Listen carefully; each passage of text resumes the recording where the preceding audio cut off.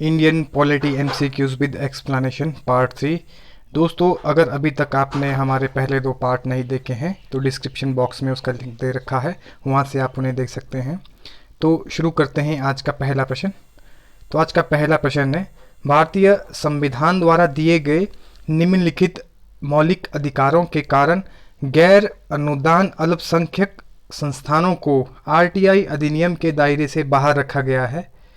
तो यह है अनुच्छेद 16 में, या फिर अनुच्छेद 19(1)(c) में, या फिर अनुच्छेद 29 में, या फिर अनुच्छेद 30(1) में।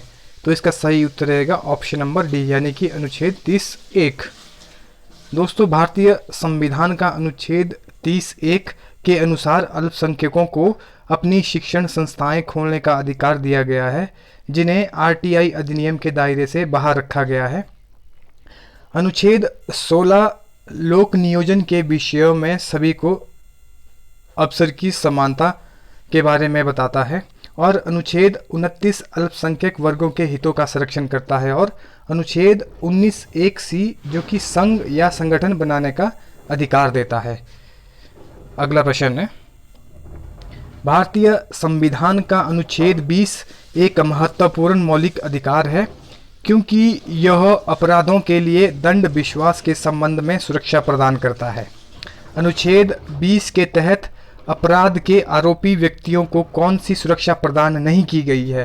तो हमारे पास पहला ऑप्शन है एक्स पोस्ट फैक्ट लॉ, दूसरा ऑप्शन है दोहरा खतरा, तीसरा ऑप्शन है आत्मदोष के खिलाफ निषेध, और चौथा ऑप्शन है 24 घंटे के भीतर एक मजिस्ट्रेट के सामने पेश किया जाने का अधिकार।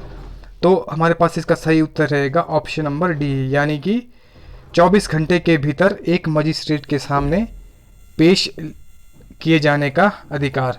बता दें कि 24 घंटे के भीतर एक मजिस्ट्रेट के सामने पेश होने का अधिकार अनुच्छेद 22 के तहत है, ना कि अनुच्छेद 20 के तहत। तो इसीलिए इसका सही उत्तर होगा ऑप्शन नंबर डी। अगला प्रश्न है, भारत के निर्वाचन आयोग के चुनावों से कौन सा चुनाव संबंधित नहीं है? तो हमारे पास पहला ऑप्शन है राष्ट्रपति, दूसरा ऑप्शन है उपराष्ट्रपति, तीसरा ऑप्शन है राज्यों की पंचायतों और नगर पालिकाएं, या फिर उपरोक्त सभी। तो इसका सही उत्तर रहेगा ऑप्शन नंबर सी, यानी कि राज्यों की पंचायतें और नगर पालिकाएं भारत के निर्वाचन आयोग के चुनावों से संबंधित नहीं है। बता दें कि चुनाव आयोग में संसद, राज्य विधायिकाओं, राष्ट्रपति और उपराष्ट्रपति के चुनावों की अधीक्षण, दिशा और नियंत्रण की शक्ति है। भारतीय निर्वाचन आयोग एक स्वायत्त एवं अर्ध न्यायिक संस्थान है, जिसकी स्थापना 25 जनवरी 1950 को की गई थी। संविधान के अनुच्छेद 324 से लेकर 329 तक चुनाव आयोग के सदस्यों और आयोग की शक्तियों, कार्य एवं कार्यकाल, पात्रता आदि के संबंधित हैं। बता दें कि आजकल हमारे मुख्य निर्वाचन आयुक्त है वो है सुशील चंद्र जी, और हमारे निर्वाचन आयुक्त है श्री राजीव कुमार जी। अगला प्रश्न है, संविधान का अनुच्छेद 123 किससे संबंधित है? तो हमारे पास पहला ऑप्शन है राष्ट्रपति के अध्यादेश, ऑप्शन दूसरा है सुप्रीम कोर्ट का सलाहकार क्षेत्राधिकार, ऑप्शन सी है जम्मू कश्मीर की विशेष स्थिति, या फिर चौथा है चुनाव आयोग। तो इसका सही उत्तर रहेगा ऑप्शन नंबर ए, यानी कि राष्ट्रपति के अध्यादेश। बता दें कि भारतीय संविधान का अनुच्छेद 123 राष्ट्रपति को अध्यादेश की शक्ति प्रदान करता है, और सुप्रीम कोर्ट का जो सलाहकार क्षेत्राधिकार है वह अनुच्छेद 143 के तहत है, और चुनाव आयोग जो कि अनुच्छेद 324 में वर्णित है।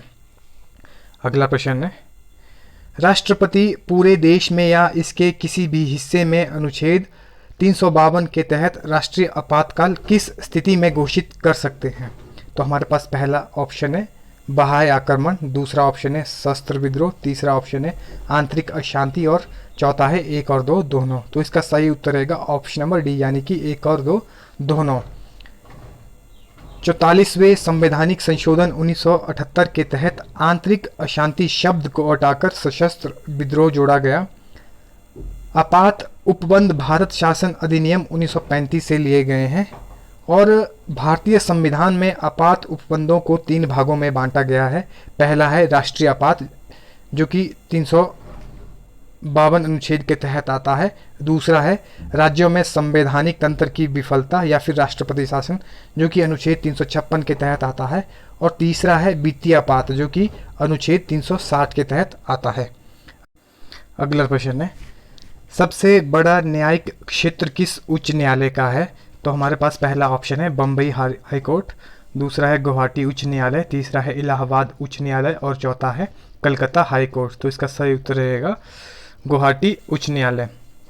गुवाहाटी उच्च न्यायालय का न्यायिक क्षेत्र 7 राज्यों में है। संविधान के अनुच्छेद 214 अध्याय 5 और भाग 6 के अंतर्गत उच्च न्यायालय को स्थापित किया जाता है। वर्तमान में भारत में कुल 25 उच्च न्यायालय है और आंध्र प्रदेश के अमरावती में देश का 25वां उच्च न्यायालय स्थापित किया गया। अगला प्रश्न है, निम्नलिखित में से किन बिलों के लिए संसद के दोनों सदनों की संयुक्त बैठक करके गतिरोध को हल करने के लिए कोई संवैधानिक प्रावधान नहीं है? तो यहाँ पूछा है नहीं है, तो हमारे पास पहला ऑप्शन है साधारण विधेयक, दूसरा है धन विधेयक, तीसरा है संविधान संशोधन विधेयक और चौथा है 2 और 3 दोनों। तो इसका सही उत्तर रहेगा ऑप्शन नंबर डी, यानी कि धन विधेयक और संविधान संशोधन विधेयक के लिए संसद के दोनों सदनों की संयुक्त बैठक करके गतिरोध हल करने का संवैधानिक प्रावधान नहीं है। बता दें कि संविधान संशोधन विधेयक और धन विधेयकों के लिए संयुक्त सदन का प्रावधान नहीं है। बिल या विधेयक एक प्रकार का प्रस्ताव होता है जिसे विधि का स्वरूप देना होता है। संसद के विधेयक के बारे में थोड़ा जानकारी हासिल करते हैं। संसद के विधेयक को 3 भागों में विभाजित किया गया है। सबसे पहला है साधारण विधेयक, दूसरा है वित्त विधेयक और तीसरा है संविधान संशोधन विधेयक।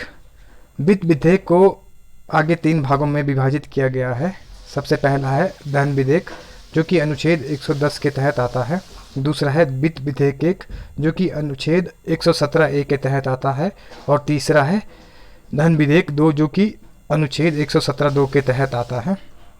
और अगला है हमारे पास संविधान संशोधन विधेयक, जो कि अनुच्छेद 368 के तहत आता है। अगला प्रश्न है, प्रधानमंत्री कार्यालय यानी PMO के बारे में कौन सा कथन असत्य है? इसमें पहला है यह एक संवैधानिक संस्था है, दूसरा है यह प्रधानमंत्री के लिए एक कर्मचारी एजेंसी है, तीसरा है इसे एक विभाग की स्थिति दी गई है और चौथा है इसके अंतर्गत कोई संलग्न या फिर अधीनस्थ कार्यालय नहीं है।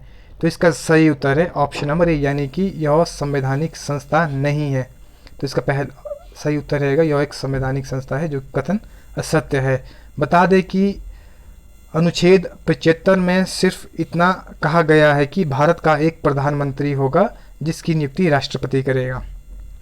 प्रधानमंत्री मंत्रिपरिषद का नेता होता है और संसद की प्रमुख कार्यकारी शक्तियां प्रधानमंत्री में निहित होती है। किसमें होती है? प्रधानमंत्री में। अगला प्रश्न है, संविधान की कई प्रमुख विशेषताएं जैसे कि संघीय संरचना, प्रांतीय स्वायत्तता या फिर एक द्विवार्षिक केंद्रीय विधायिका और शक्तियों को अलग करने का सिद्धांत कहाँ से लिया गया है? तो हमारे पास ऑप्शन ए है 1928 की नेहरू रिपोर्ट से, ऑप्शन बी है भारत सरकार अधिनियम 1919 से, ऑप्शन सी है भारत सरकार अधिनियम 1935 से और ऑप्शन डी है भारत स्वतंत्रता अधिनियम 1947 से। तो इसका सही उत्तर रहेगा ऑप्शन नंबर सी, यानी कि भारत सरकार अधिनियम से।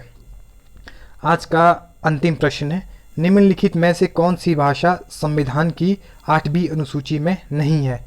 तो हमारे पास ऑप्शन ए है फारसी, ऑप्शन बी है संस्कृत, ऑप्शन सी है कश्मीरी और ऑप्शन डी है नेपाली। तो इसका सही उत्तर रहेगा ऑप्शन नंबर ए, यानी कि फारसी भाषा संविधान की 8वीं अनुसूची में नहीं है। अनुच्छेद 343 के संदर्भ में संविधान के अनुच्छेद 343A के अनुसार संघ की राजभाषा देवनागरी लिपि में लिखित हिंदी भाषा घोषित की गई है। Thank you.